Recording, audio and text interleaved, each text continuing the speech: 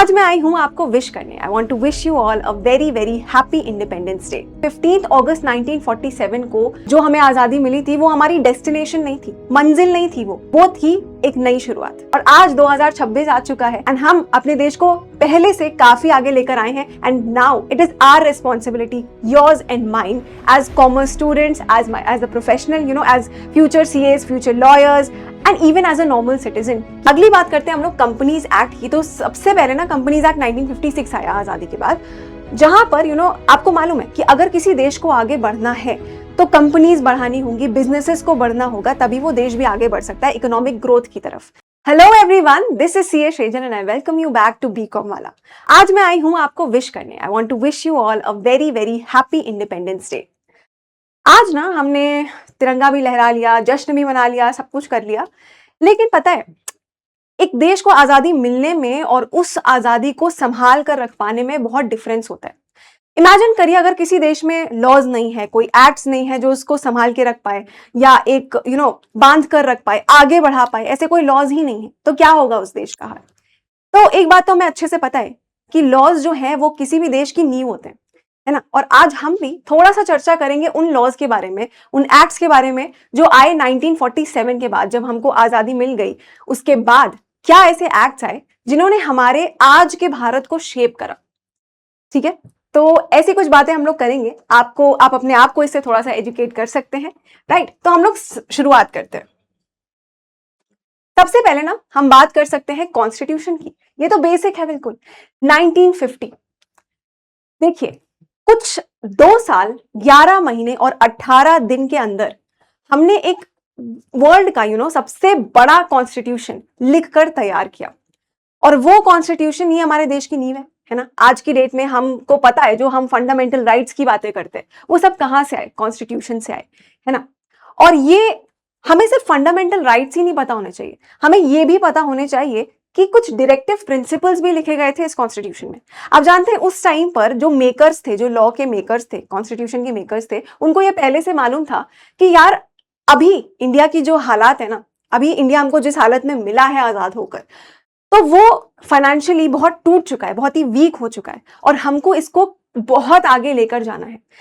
तो ये directive principles वो चीजें थी, वो अच्छी प्रैक्टिसेस थी जो सरकार फॉलो करना चाहती थी उस समय पर, है ना। वो प्रॉमिसेस थे जो अपने देश से किए गए कि हम ये सारी चीजें भी इंप्लीमेंट करना चाहते हैं। और आज की डेट में आप जो भी एक्ट्स और लॉज देखते हो ना, वो सब के सब जो है वो इन्हीं डायरेक्टिव प्रिंसिपल्स को, इन्हीं प्रॉमिसेस को पूरा करने की एक कोशिश है ना।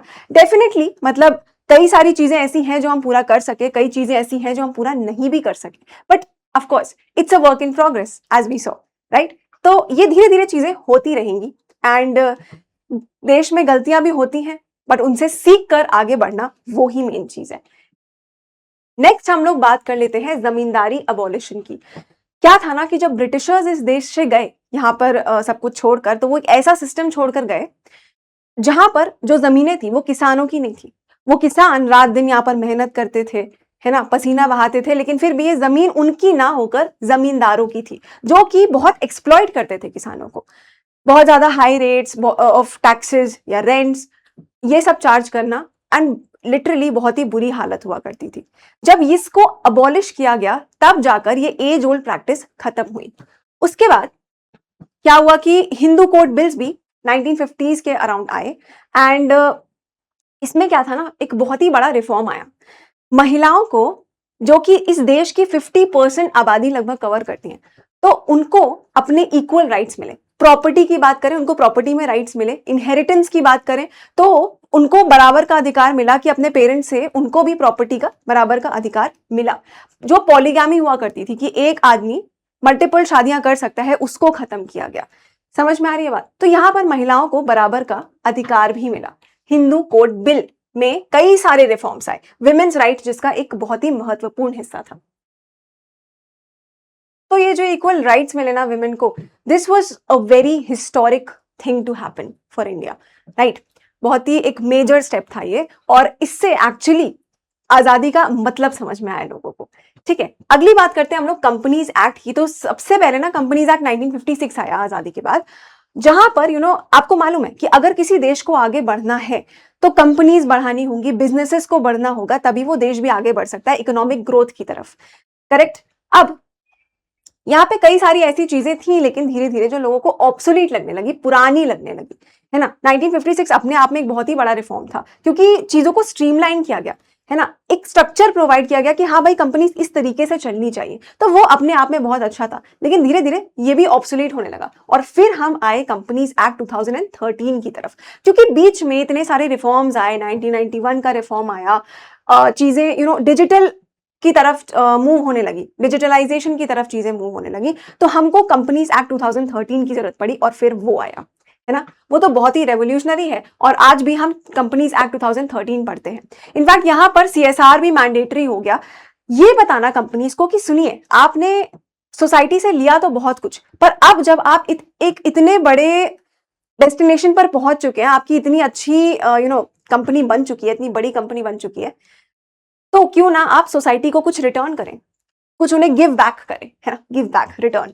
ठीक है, तो यहां तक कि हमने बात करी कंपनीज एक्ट के बारे में, कुछ बात करते हैं इनकम टैक्स एक्ट 1961 के बारे में। अब तो इनफैक्ट इनकम टैक्स एक्ट 2025 भी आ चुका है, राइट। लेकिन ये वो एक्ट है ना जहां से हमारे आज भी मतलब डिफेंस की फंडिंग्स हो या फिर हमारे रोड्स एंड ब्रिजेस इन डैम्स इन चीजों की फंडिंग हो या फिर हमारे कोई भी और प्रोजेक्ट्स हो जो वेलफेयर स्कीम्स हो, ये सारी चीजें फंडिंग यहीं से आती है सबसे ज्यादा। ये सबसे बड़ी फाइनेंशियल बैकबोन है पूरे देश की, इनकम टैक्स एक्ट से ही सबसे ज्यादा फंडिंग्स होती हैं, वेलफेयर स्कीम्स की भी। नेक्स्ट बात करते हैं भाई, देखिए अगर आपको इंडिया की इकोनॉमिक माइंडसेट में बदलाव देखना है ना, तो आपको बस इन दोनों एक्ट्स को देखने की जरूरत है। फेरा एक्ट 1973 हुआ करता था जो कि पूरी तरीके से डर के ऊपर, स्कार्सिटी के ऊपर बेस्ड था। This was Foreign Exchange Regulation Act. It was about foreign exchange, of course. And उस समय ना हमारे पास फॉरेन एक्सचेंज की काफी कमी हुआ करती थी और मतलब फॉरेन एक्सचेंज को बिल्कुल एक डर की नजर से देखा जाता था कि यार अगर इससे रिलेटेड हमसे कोई भी गलती हो गई ना तो सीधा जेल पहुंच सकते हैं हम। बहुत ही ज्यादा स्ट्रिक्ट एंड रेगुलेटेड था जिसके कारण इंडिया में बिजनेस करना भी बहुत ही मुश्किल हो रहा था। पर फिर आया फेमा 1999 और ये आया जो इकोनॉमिक रिफॉर्म्स 1991 में हुए थे, उसके बाद इसका आना बहुत ज्यादा जरूरी हो चुका था। समझ में आ रही है बात? तो ये था foreign exchange management act. Do you see the difference? यहाँ पे रेगुलेशन था और यहाँ पे मैनेजमेंट था। सिर्फ इस एक वर्ड के बदलने से ना चीजें बहुत ही आसान हो गई। हमने एक मैसेज दिया कि यार हम अब डर के साथ नहीं बल्कि एक विश्वास के साथ में आगे बढ़ेंगे, भरोसे के साथ में आगे बढ़ेंगे, राइट। और हमने पूरे देश दुनिया के लिए अपने डोर्स ओपन किए कि भाई आओ हमारे साथ में बिजनेस करो, फॉरेन करेंसी को वेलकम किया। एंड जो भी बहुत ही क्रिमिनल प्रोसीजर्स हुआ करते थे ना, कि किसी छोटी सी गलती को भी क्रिमिनल बना दिया जाता था फॉरेन करेंसी से रिलेटेड, उसको अब क्या कर दिया गया था, एक सिविल पेनल्टी करके उसको सेटल डाउन करना, ताकि लोगों का डर कम हो उस चीज से रिलेटेड। क्लियर? आगे की बात करते हैं। अब आगे बढ़ते हैं सेबी एक्ट की तरफ। यह आया था 1992 में। बात क्या थी ना कि 1992 के पहले जो स्टॉक मार्केट था वहां पर बड़े सारे लूपहोल्स थे, उसको वॉच करने वाला कोई था ही नहीं। बहुत सारे मैल प्रैक्टिसेस भी चला करते थे वहां पे। अगर किसी ने कुछ गड़बड़ करी तो वो आराम से बच के निकल सकता था, कोई इसको देखने वाला नहीं था पहले, ऐसा था। ठीक है, और उसके बाद हुआ ये कि हर्षद मेहता स्कैम हुआ 1992 में और सबकी आंखें खुल गई एकदम से। सबको पता चला कि यार ये क्या हो गया, कि इतने सारे लोगों का पैसा डूब गया, कितनी सारी फैमिलीज बिल्कुल बर्बाद हो गई और सड़क पर आ गई इस एक स्कैम की वजह से। और तब लोगों को रियलाइज हुआ कि कितना जरूरी है कि कोई तो देखे कि मार्केट में हो क्या रहा है, कोई तो उसको रेगुलेट करे, कोई तो रेस्ट्रिक्शंस लगाए चीजों पर, है ना, कोई तो देखे, कोई रेफरी होना चाहिए। और तभी आया सेबी एक्ट 1992। इतने क्राइसिस के बीच में भी पार्लियामेंट में ये एक्ट पास हुआ ताकि सेबी जन्म ले सके, जैसे securities exchange board of India. और इनका काम यही है कि मार्केट के ऊपर एक वॉच रखना, कोई भी मैल प्रैक्टिसेस ना हो पाए, रेस्ट्रिक्शंस लगाना। तो ये हमको ये शिक्षा देता है यार कि इवन क्राइसिस के टाइम पे, सबसे बड़ी क्राइसिस के टाइम पे भी कभी कभी हमारी सबसे बड़ी रेगुलेटरी स्ट्रेंथ्स निकल कर आ सकती हैं। ये उसका सबसे बड़ा एग्जाम्पल है सेबी एक्ट 1992। नेक्स्ट आ जाते हैं जीएसटी 2017 पे। पहले क्या होता था ना कि अगर किसी ड्राइवर को, किसी बिजनेसमैन को अपना माल जो है वो दिल्ली से चेन्नई पहुंचाना होता था, तो उनको ड्राइविंग से ज्यादा इस बात की चिंता रहती थी कि यार कितना सारा अभी तो हमको टैक्स भरना पड़ेगा, कभी ऑक्ट्रॉय ड्यूटी भरनी पड़ेगी, कभी एंट्री टैक्स है, कभी हमको क्या बोलते हैं वो स्टेट वैट, कभी हो गया हमको सेंट्रल एक्साइज ड्यूटी। ये इतनी सारी टैक्सेस होते थे, इतना कॉम्प्लेक्स सिस्टम था कि लोगों का जीना ही मुश्किल था, लोगों का बिजनेस करना ही मुश्किल हो गया था। तो इतने सारे जो टैक्सेस एंड ड्यूटीज थे, इन सब को एक साथ में मर्ज करके 1 जुलाई 2017 को आया एक बहुत ही revolutionary act, GST act 2017। This fought for one tax, one return, one nation. ठीक है, आज भी ऑफ कोर्स लोगों को कई सारी दिक्कतें हैं कंप्लायंसेस में, मैं मानती हूं ये बात, एंड इन चीजों पर हमेशा डिबेट हो सकती है, रेट्स के ऊपर, कंप्लायंसेस के ऊपर, कि अभी भी ये सिंपल नहीं हुआ है, इतना ज्यादा रेट है, इन चीजों पर डिबेट डेफिनेटली हो सकती है। बट एटलीस्ट हमने एक चीज से पार पाई, इतनी तरीके की जो टैक्सेस थी, करेक्ट। और धीरे धीरे क्या होता है ना, चीजें बदलती रहती हैं एंड बेटर की तरफ मूव करती ही करती हैं, करेक्ट। तो इस केस में भी यही हम उम्मीद करते हैं बिल्कुल कि चीजें और सिंपल होने की तरफ बढ़ेंगी ताकि लोगों का बिजनेस करना और इजी हो सके। अब हम आगे बढ़ते हैं इंसॉल्वेंसी एंड बैंक्रप्सी कोड की तरफ। देखिए, देश सिर्फ वो महान नहीं होता जहां पर बहुत सारी कंपनियां खड़ी हो रही हैं, देश सिर्फ वो महान नहीं होता, देश वो भी महान होता है जहां पर अगर कोई कंपनी एकदम बीच मझधार में फंसी हुई है, वो सिक हो चुकी है, सिक कंपनी है, एंड अब वो वापस उठ नहीं पा रही है, वो इस हालात में नहीं है कि वो अपने जो उसने उधार लिए हैं, जो कर्जे लिए हैं, उनको पूरा कर सके, तो उसको एक रेस्पेक्टफुल एग्जिट देना, वो भी एक महान देश का साइन होता है ना।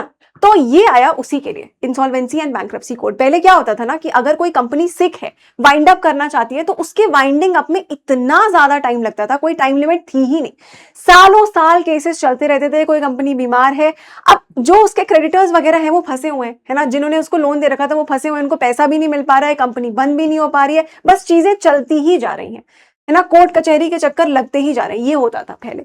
लेकिन फिर जब ये इंसॉल्वेंसी एंड बैंक्रप्सी कोड आया 2016 में, तो क्या हुआ कि चीजों का ना एक टाइमलाइन डिसाइड हो गया कि भाई ये चीज हमको इतने दिन में करनी है, ये चीज हमको इतने दिन में करनी है। तो ऐसा हुआ कि या तो आप कंपनी के लिए एक रिवाइवल प्लान बनाओ कि कंपनी वापस से कैसे उठ सकती है, या फिर आप कंपनी को बंद करो, असेट्स को बेचो और क्रेडिटर्स को पे ऑफ करो, है ना, जिन्होंने उसको कंपनी को उधार दे रखा था उनको पे ऑफ करो, जितना भी आप कर सकते हो जस्ट डू इट, और खत्म करो बात को, है ना, चीजों को एक फाइनल लाइन पर तो लेकर आओ, ऐसे लटकाए मत रखो इतने इतने सालों तक, ताकि सबके लिए टॉर्चर होता था पहले, ठीक है।